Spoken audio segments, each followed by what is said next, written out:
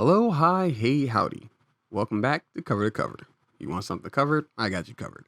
Now, without even wasting any time, going to jump right into the conclusion of the Korvac saga. This is the final episode. Yep, final episode. Go ahead and get your popcorn, your drinks, park your asses in a seat, and tune in because shit just gets fucking real. Like, really real. All right, so first off, we find the Avengers, right? They're trying to figure out where this quote unquote entity was that eradicated the collector just out of nowhere. Like they don't know where the cosmic beam came from. They don't know like how he got eviscerated, who it was that eviscerated him, but they're trying to figure out what the hell is going on. So the Guardians meet up with Tony, and he's now letting Starhawk know, like cluing him in on what's been going on. So you see, Jocasta out and about trying to figure things out. You see Moondragon out there. She's meditating. You have both mar-vell and Miss Marvel looking, basically searching around, trying to find something out there. So you see Carol just like on top of buildings trying to like sense something. You see Walter out in space trying to pick up some kind of reading or whatever, doing a cosmic star 69. And basically what Tony tells Starhawk, what Iron Man clues Starhawk in on is that people just started disappearing left and right because, the collector was basically snatching people up to prevent specific individuals from dying, I guess you could say, from basically not, it's weird, what would I say? Not so much not dying, but essentially preserving them. There we go. He's basically snatching up individuals and different collectibles, items, and stuff like that, just basically to preserve these individuals, these entities, and items and stuff. But after they caught up to the collector, thanks to your boy Hawkeye, yeah, your boy, my boy too, but your boy Hawkeye, everybody's favorite character, they caught up to the collector, and before he could actually spill the beans completely, before he get the last bean out the can, he got blown away. And now, the Guardians were meeting up. Well, yeah, the Avengers are meeting up with the Guardians. And Tony basically clues Starhawk in on what has been going on, basically. So Starhawk says, "Okay, cool. I'll go ahead and try to pick up something, see what I can do." And they head out, and we cut to Moondragon, who is meditating but is constantly being interrupted because there's some infighting still going on. You see Quicksilver still being a bitch, popping off at Vision, who's talking to his sister Wanda. And Hawkeye's like, "Look, man, it's not that different. It's not, it's none of your business to be in her relationship. She wants to fuck a robot, she can fuck a robot. Fuck it." And he's feeling some kind of way. Moondragon's like, "Look, you need to fucking relax, right?" So Moondragon, she hits Quicksilver in the head with like a beam that doesn't really, it's no pain or anything like that. It's more to the extent of like clearing his head because he chooses to not clear his own head. And Hawkeye's like, "The fuck did you just do?" She's like, "Nothing. Don't worry about it. It's not that big a deal." And he's just like, and Quicksilver's like, "Yeah, no, I'm good. Things make sense now." Right? So you cut to another instance where T'Challa and Simon are kind of like beefing in a way. And Moondragon shows up and is just like, "All right, look, y'all need to relax, right?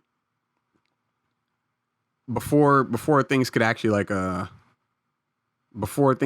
calm down between that group." You see Thor get thrown through a wall by Herculerk and Steve Reeves. I mean, thrown through the wall by Steve Reeves.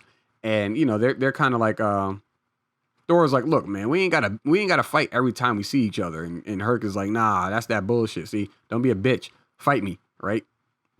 So he's trying to tussle with Thor. Thor's like, fucking relax. And Herc is like, "Nah, look, we got to beef. We got to fight." And then he gets zapped, and he's like, "Yo, who the fuck was that?" And turns around as his woman. And that's like, "Look, stop acting like a fucking kid." And Moondragon's like, look, all y'all stop acting like kids. All right, go sit down somewhere and wait for me to summon y'all. So she pulls up to Tony and is like, hey, like, have you found anything? He's like, nah, I haven't found anything. She's like, all right, well, I'll see what I can do on my end. Right now, I'm gonna what she does is like she reaches out to all of the other heroes that are out and about, basically pulling patrol. So she reaches out to Carol, who gets the summoning. She reaches out to Hank and Janet, who get the summoning as well. There's a weird zoom in, but they get summoned, so they end up growing back to regular size and taking off there as well.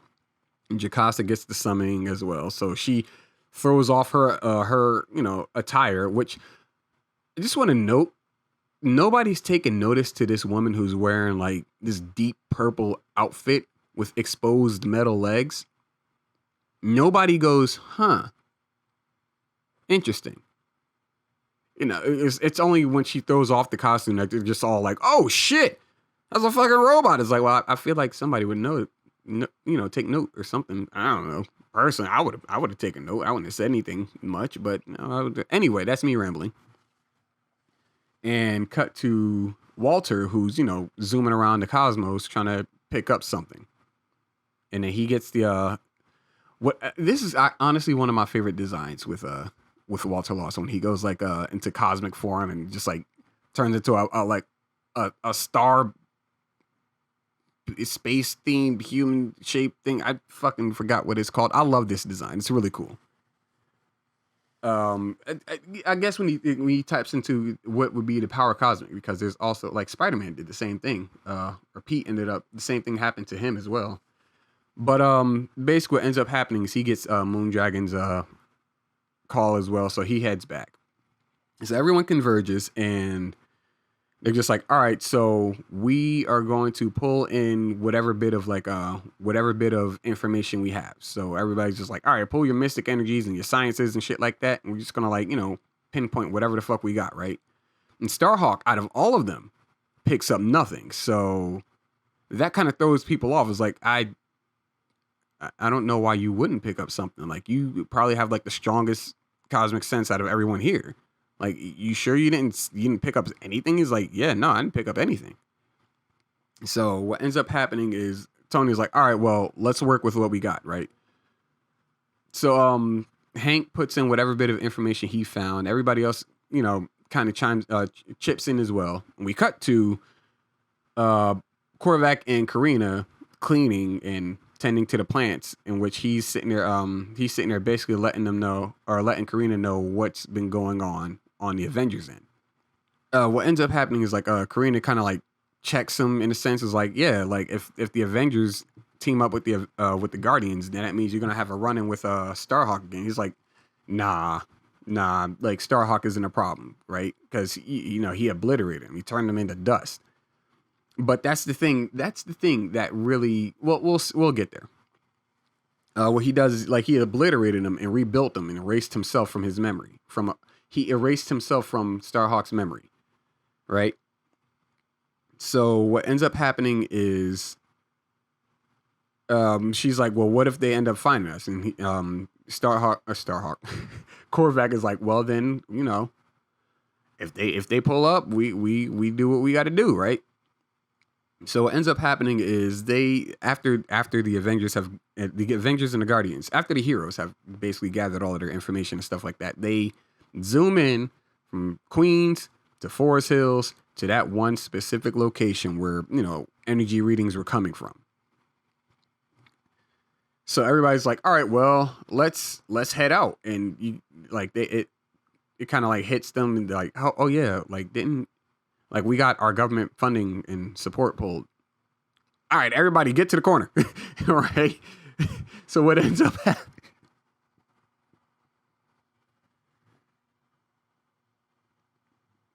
What ends up happening is probably like the most human thing, the most human moment in this whole run, where they all just waiting on the fucking bus.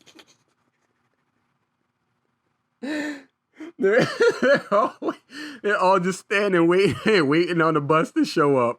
Like, look at this, a grip of them. You got Starhawk, you got Iron Man, you got Yellow Jacket, you got Moondragon, Wasp, Black Panther, Jocasta.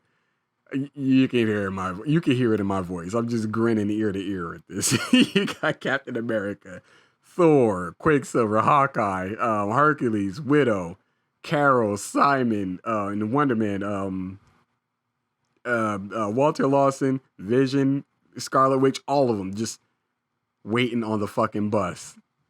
Waiting on the fucking bus. And they get into it with the bus driver. They're just like, look, man, we need the bus. Right? And they're just like, nah, man, look, I got a bunch of people I got to let off at their stops. And like, nah, look, we need the bus. Get off the bus. So they all pile up. In the fucking in the bus. It's just hilarious. So they ended up like, they pay for everybody to get taxis or whatever, but it's just so apt, right? It just fits what's going on right now. It's like, all right, we gotta go. We gotta find a way to get there. Let's get the bus, right? So they show up or they pull off with the bus and stuff like that. And they all just hop off this bitch like it's a fucking like they showing up to Comic-Con or some shit. Right? So they all just they clown car off the fucking bus. It's the greatest moment. I love it. I fucking love it. It's so hilarious. Oh man. If people tell you can't pull humor out of the Avengers, you can pull humor out of the Avengers. Just take away their funding. Let them figure out what the fuck to do. Hey, look, they got to their destination, right? No problem. But what ends up happening, humor aside, what ends up happening is they pull up to to Korvac's house, essentially. They show up, Korvac's at the door with Korean. They're just like, hey, so we're here on official business. You mind if we take a look around? And he's like, yeah, go for it. I don't, do what you got to do. So they all pull up, and they're just like, all right, everybody, do Yellow Jacket, Wasp, search the house, find anything out of the ordinary. Korvac is like, yeah, no, you won't find anything. My name is Michael, by the way. You won't find anything, and there's that. So they go around searching. The cosmic humans. They're the cosmic beings rather. They're just like, all right, well, let's kind of like suss out some kind of like something, right? Janet and Hank come back. They're like, yeah, no, I don't see anything.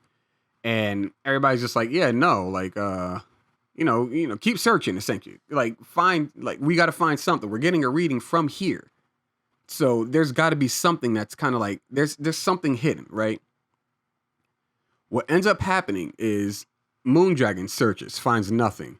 Walter searches, finds nothing. Jocasta, nothing. And Starhawk, here's where the shit pops off. Starhawk goes, look, how are y'all going to sit here and tell me that there is someone standing here, right? There's no one here. There's no one. Who are you guys talking to? I'm sick of y'all and y'all bullshit. And that's when everybody goes, wait a minute. What do you mean you, of all people, can't see this guy? That makes no sense.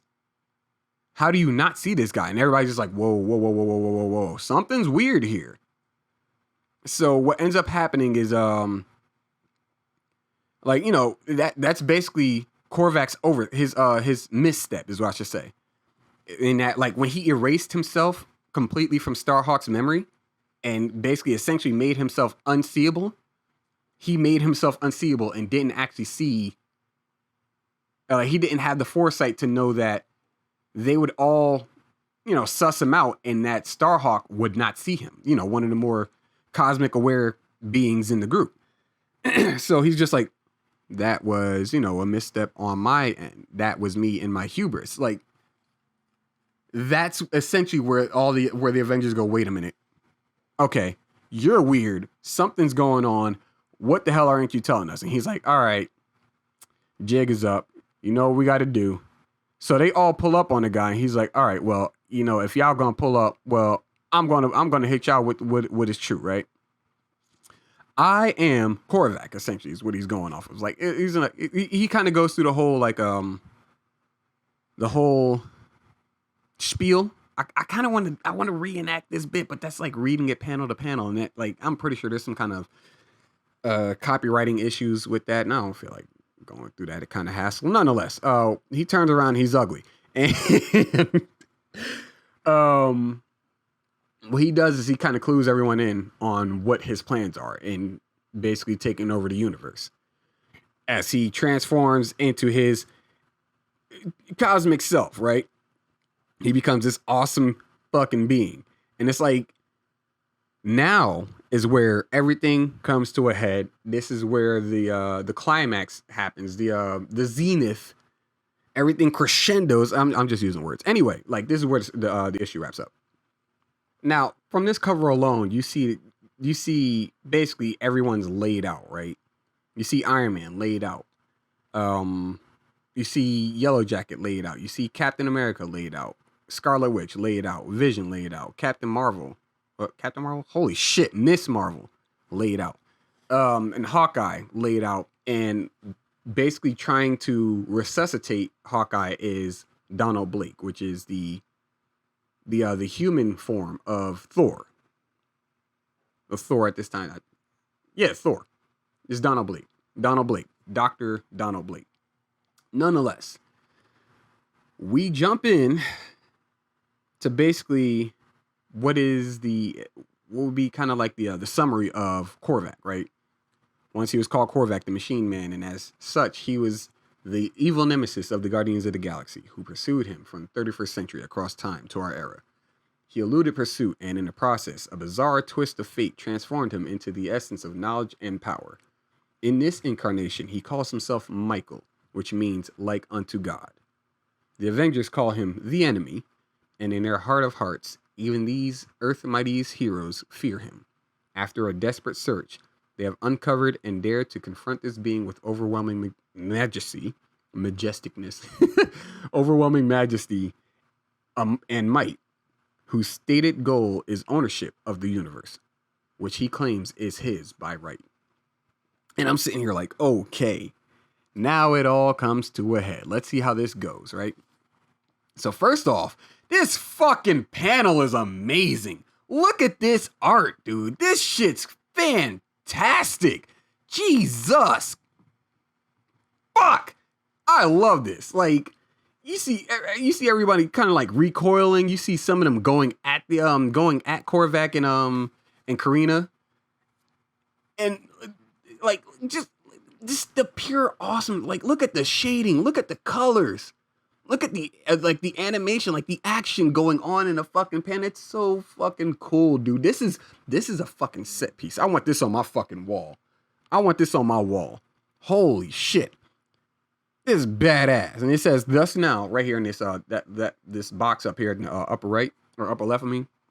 It says, thus now, in a comfortable home in Forest Hills Gardens, the fate of all existence is in jeopardy. The entirety of existence is in jeopardy. That's why this is so unsung.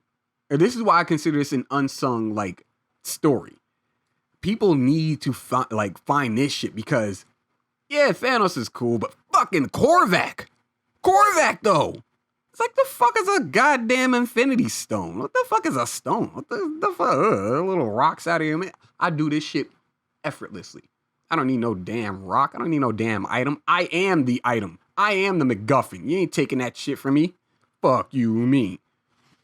But we jump right in. Basically, Korvac goes into, his cosmic form. He's just like, look, I'm already way better than all of you. There's nothing you guys can do that will stop me from reaching my goal.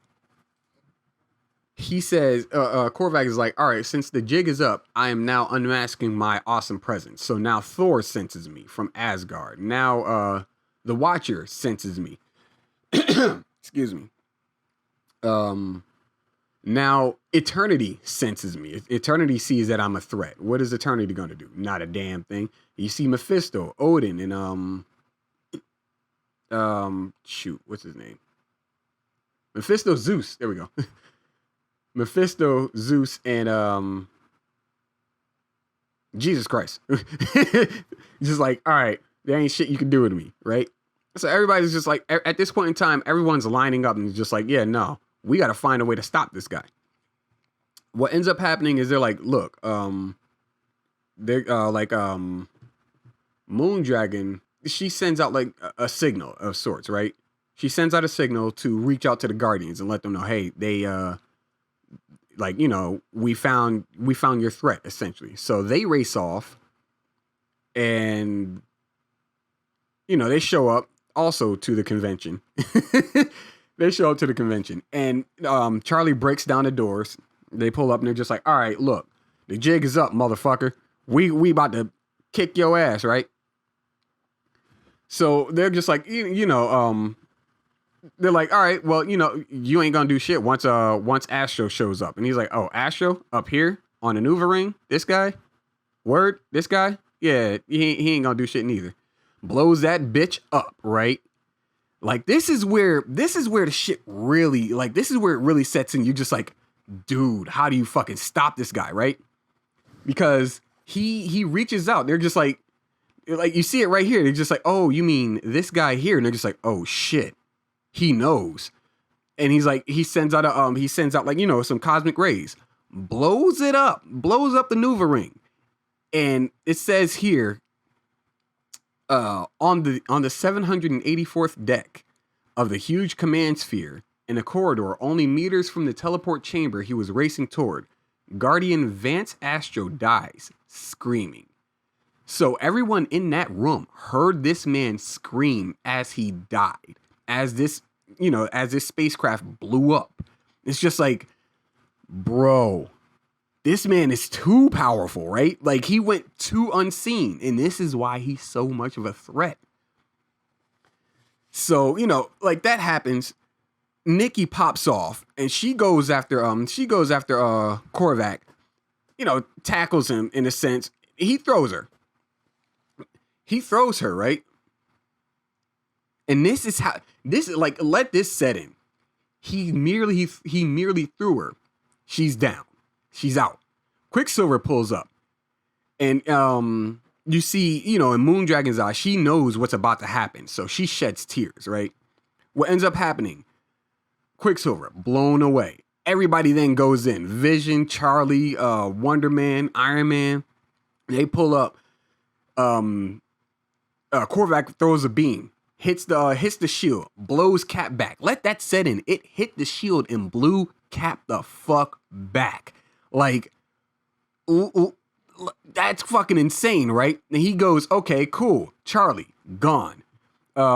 Hercules, Thor, gone. You're not doing anything, right? Vision dodges, okay, just barely, but blows Thor back, right? Iron Man, you're doing nothing. Well, actually, what Iron Man says here is like, we can't stop him, but what we can do is throw him off, get the girl.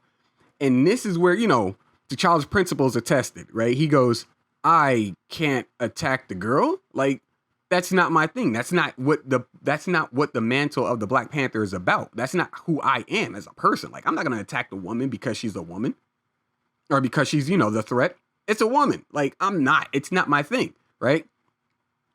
So he just sits still. Hank steps in. He's like, look, I'll get her. And that's when, you know, Michael kind of snaps, or Korvac, you know, whatever, same name.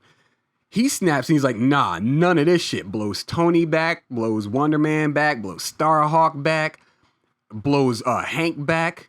You see the two archers go at him. It blows both of them back.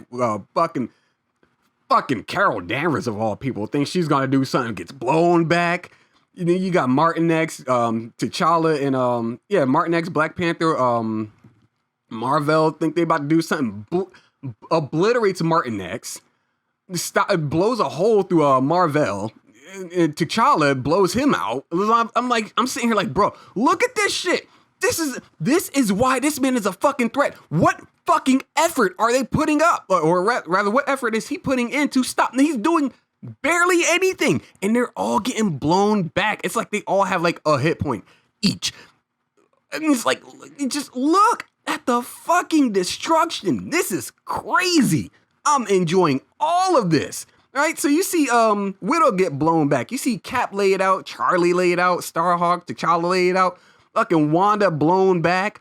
Wasp gets blown back. Jocasta thinks she's about to do something. But here's the thing, right?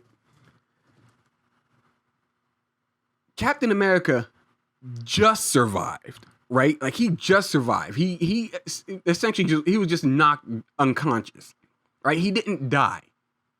And this is where it really sets in, right? And this is where it sets in for him. Jocasta thinks she's about to do something, gets blown back. So, Cap sits there and he's just like, everyone's gone. Oh, hell no. This guy's got to go down. So, like, for that brief moment that Korvac returns to his, like, his normal form, he throws a shield, throws him off of his game, right? This fucking pose is crazy. Throws him off his game, and Cap pulls up and goes, what the fuck is wrong with you? You think that just because I am a mere human that you have zero control, that you have full control over what I do, or who I am, right? Like, who the fuck do you think you are to have like some level of quote unquote like propriety over the universe? You can't do shit as you are. It just pulls up, starts wailing on him, and he's like, you ain't finna do a damn thing. You see the fear in his eyes, right? So he pulls up on, he ends up snatching Captain America up, throws him through a fucking door, essentially blows him back. And this is when, you find out that the heroes weren't technically dead. They were just blown back is what I'm saying. That's why I've been saying blown back, not just dead, right? So he, at this point in time, throws him through a door, takes him out. That's when Simon jumps up and is like, you ain't doing shit. And he starts wailing on him as well. And that's when the other heroes, they start getting up. And he's starting to power back up. But, at this point in time, it's a bit too late for Wonder Man. Blows him back. And that's when they all just start getting up. And they're just like, all right, look, we got to do it. We got to wail on this guy. We can't give him a chance to, like, fight back. So they're doing their thing. Moondragon's been sitting back the whole time. Just like, this is inevitable. Like, there's nothing we can do. So, the heroes are getting back up. They're doing what they have to like, stop this man as best as possible. They're wearing him down. They're wearing him the fuck down. And he looks over at, his betrothed, his love, right? Karina's like, and she's sitting there like, she wants to step in. She wants to, help her man, essentially. Let me see. Yeah, I should read this bit. So it basically goes, in this moment of trial and pain, Michael casts his gaze toward Karina, his beloved. Once she was the daughter of the Collector, who was, in truth, one of the elders of the universe. He perceived Michael's existence, though no other could. Fearing Michael, her father sent her to betray... Oh, shit. Sent her to Michael's side, that she might betray him. But when the moment came, she was torn, for she had grown to love Michael, and so she hesitated, and in that moment caused the end of her father's life. Now Michael reaches out to her, for love, for respite, for strength to go on. And though she loves him beyond all earthly kin, the panorama of bloodshed before her and the dark prospect of cosmic war ahead have wrought turmoil in her soul. She is torn, and she hesitates. And in that moment ends the life of her beloved. So basically, what ends up happening is he, in his weakened state, reaches out to Karina for some level of help. And she says, I'll help you to the end of it all, right? Like, she ends up putting him down with her cosmic abilities. And they're just like, whoa, well, he's dead. Like, he just died. I don't, like, what was that, right? So what ends up happening is Karina snaps, right? She snaps and says, you killed him, right? You guys killed him. It's your fault. And now I have to put you all down. So she starts blasting. She starts blasting, throws Starhawk away. And she just kind of like, lashes out just all over the place. And what ends up happening is she's like, in her crazed state, just like, blows, she starts blowing them back, and they're just like, yo, calm her down, relax her, and stuff like that. Gets Tony, throws him away, right? Vision is like, all right, look, woman, relax. You are not going to do anything while I am this massive. I'm too heavy for you to do anything, right? She blows him away. She blows him away. Thor is like, look, you have to relax or I'm going to have to put you down. And she's like, look, you think you're going to do... She's like, you know, kill me, essentially. Do what you got to do. Kill me. So he does so. Boom. Blows her away. But technically speaking, he didn't do it. You see him say it right here. Must I force your hand? So essentially what she does in her head, she rationalizes, or she comes to like some kind of like conclusion that the Avengers and the Guardians as a collective put her husband down, or her man, I guess. I don't know if they're married. Anyway, puts her man down. When in actuality, she did it to basically end the suffering that was being, you know, put on him. Even though she could have, like, you know, assisted him, and they would have done what was, I guess, their objective or whatever, taking out the Avengers and taking over the universe. She knew that was wrong. Regardless to how strongly she felt for him, she put him down. She saw that, like, you know, it was something that would have benefited the both of them, but it would have worked against everybody else, essentially, in her head. So she put her husband down, her man down, and in her head, she decided to go, no, you guys killed him. It's your fault that he's dead. So she lashed out on all of them. And what Thor said was essentially like, he held a gun out to her and was like, hey, don't make me shoot. And she's like, fucking kill me. So she makes him shoot her, right? That's essentially what this is. You see him say it right here. Nay, Odin's beard, my hammer did strike against my will. She left herself undefended. The bolt struck her full, but, you know, it happened. She ended up, oh yeah, they were married. Look at that. I guess, wait, that's the right hand. Anyway, she ends up dying with her beloved. That's also a pretty good panel right there. So at this point in time, everyone except for Thor is down.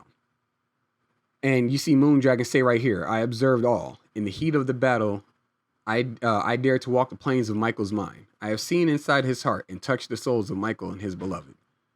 He was not evil Thor. He sought not to rule us, nor even to interfere with our madness. He wished only to free us from the capricious whims of eternity. Once it had begun, there was no way to stop fate's relentless advance. What could have happened did. Nonetheless, we are to blame. And then she says, you know, I sensed his remorse when he struck down Nikki, and I knew then that his was not an evil heart. When Karina doubted him and his heart was broken, he reached out with his last strength to fucking phone. He reached out with his last strength to these who lay dying and restored them, even those who had passed beyond what mortals believed to be death. There was no longer need for us to die. And Thor says the Avengers live, and she's like, some, just barely. A doctor is needed. So essentially what she's saying here is Korvac, he did blow them back, but he didn't kill them outright. Like, he kind of hit them with the same thing that he did to Starhawk, except he didn't just like dust them all. So that right there was just like that was like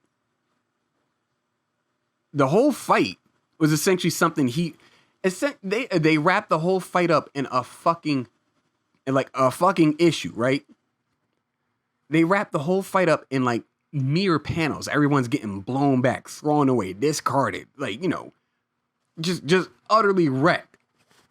And ultimately, he didn't want like control in the sense of he would be a tyrant, but he wanted control in the sense of wars would end.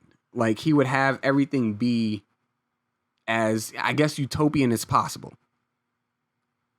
And, like, you know, Moondragon sees that and is just like, I don't know if he was a good guy and we were the villains, or if we did what was right as, you know, as the beings, as, you know, as the beings we are, and preventing him from essentially giving us what would have been quote unquote some kind of like, freedom of sorts. It's a weird philosophy behind it. I'm not a philosophical kind of, well, I'm not a philosopher is what I should say. I'm not a philosopher, so I'm not going to act like I know what exactly is going on, but it's one of those things that you sit there and you think about, right? Everybody's kind of like blown back due to the nature of this man, Michael, and his woman. But ultimately, he he took the violent approach, right? He took the violent approach to essentially ultimate rule and making everything shaping the universe into how he would want the universe to be. Like everybody there would essentially be alive. No one would suffer, kind of thing. It would just end wars. So what ends up happening is after she ends up cluing Thor in on everything that's going on, after Moondragon clues Thor in, this page, this is a whole fucking page. This is drawn. That's crazy. After all of that happens, what Thor does is he goes, okay, I'll summon Donald Blake. And I'll pull back those that are still alive and help them out. And what Moondragon does is she slowly starts to erase his memory of what's been going on as he's going to help his compatriots. And she just walks away. So essentially what ends up happening is the only one who knows about this entire fight at this point is Moondragon. So Korvac's existence, it's still known, but the ones who saw this fight, out of everybody who was here, the only one who knows of everything of the events that happened in this estate is Moondragon. And she's taking that with her too. She's taking that to the grave with her. And I'm just sitting here like, dude, that's fucking insane, right? Now, in the conclusion of this whole story, right? You see, if you've been following along, you see how everything lined up. You see how everything kind of like falls into play. How Korvac's role in his in the origin story, how he went from like man to machine man to God, essentially, or light God, and how Thor stepped in and he was a catalyst in all of this, and how the Guardians of the 31st century became a catalyst in this, and how them being tied, how the Avengers ended up being tied to their story, and how they started bringing in all of these other key characters that had some level of meaning in this whole fight. And it all just kind of leads to just complete eradication that happens in one issue. By the way, how many pages is this issue? It's like, I think it was like 18. The entire fight, everyone getting wiped out, all of that shit wrapped up. Or it like everyone's eradicated.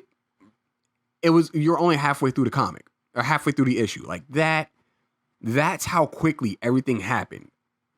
So, Tony getting blown back, Steve getting blown back, Wanda, Vision, Clint, Natasha, like all of them just getting blown back, right? Because that's how like based, I guess you could say, how crazy this story is. And I don't know how I just ended up stumbling upon this. Yes, I do. I do know how I stumbled upon this. And that I will cover in another run, in a cover to cover series. But ultimately, this was a great story, right? This is just so much fun. I don't know how to actually put it into words how great this is. But you have these super beings that show human sides that also, you see them also making mistakes. You see them having missteps. You see them, having to essentially make do with what they have, be it with the government being pulled out of their operations, or pulling their, just basically the government pulling out of their operations and leaving them with, figure it out your damn self kind of like means of getting everything done. With them taking a bus, with them making like phone calls on a rotary phone, with Jarvis having to just so happen to be jogging past the harbor where Korvac was, not Korvac, but where Tyrak was like, wreaking havoc.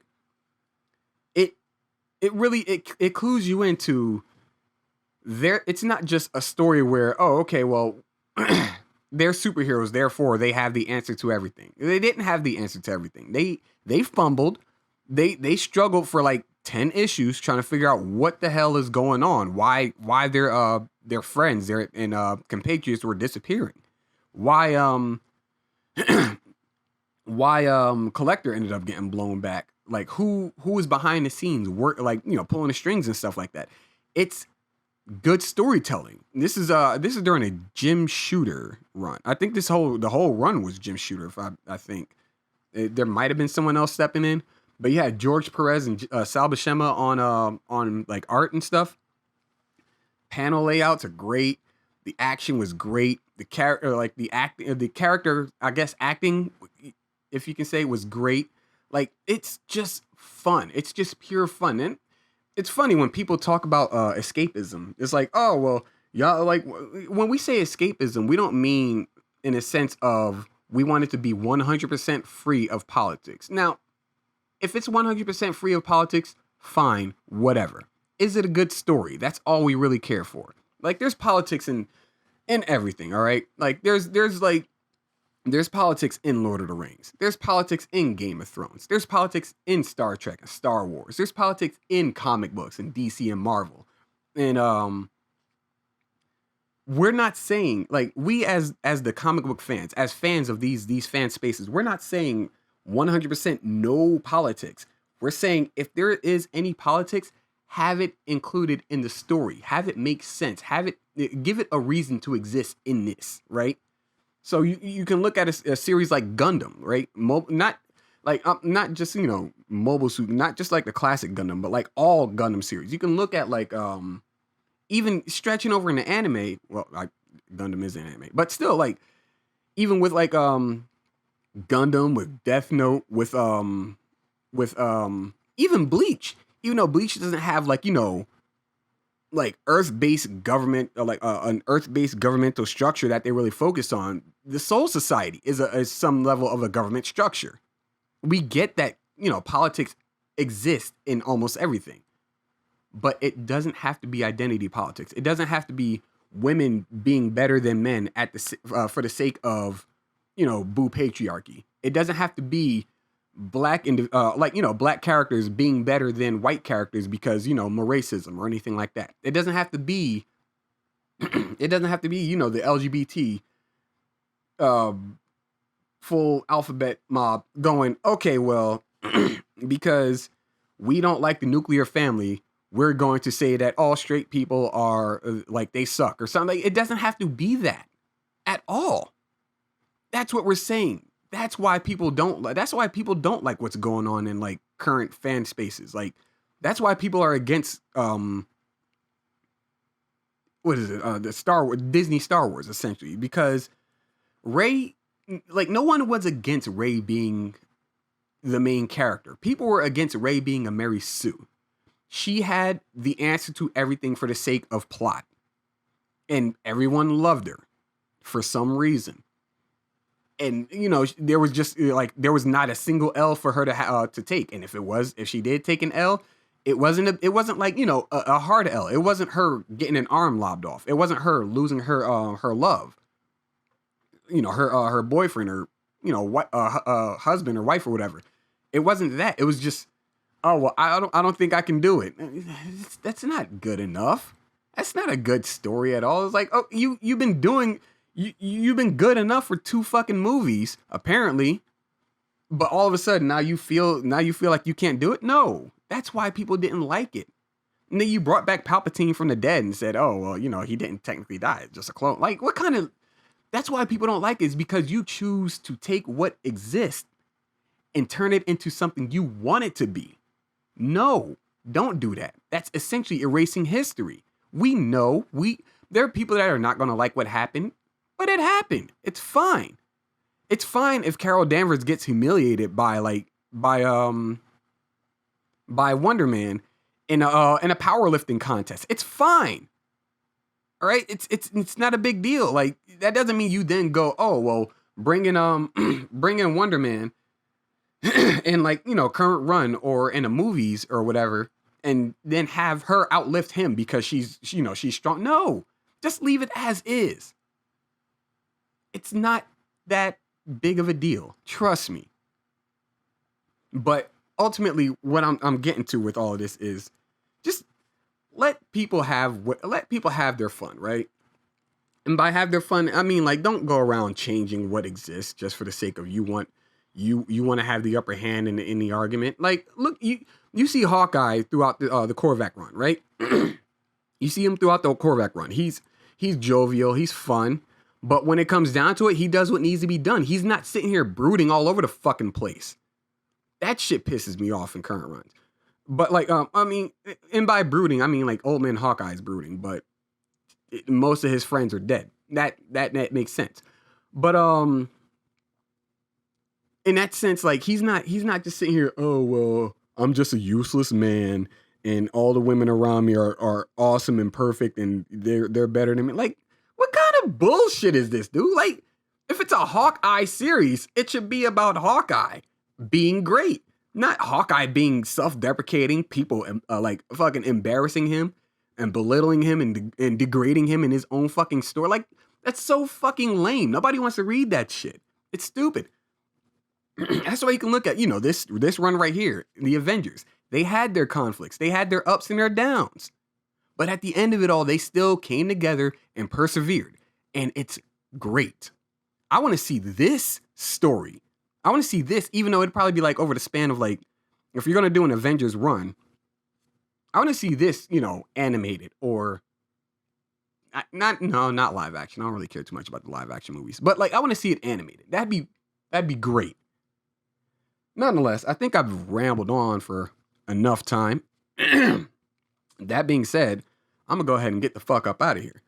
And with the next, I guess, series on cover to cover, I'm gonna do my favorite, one shot series, my favorite one shot stories, what I should say. My favorite one shot story, since I was a kid.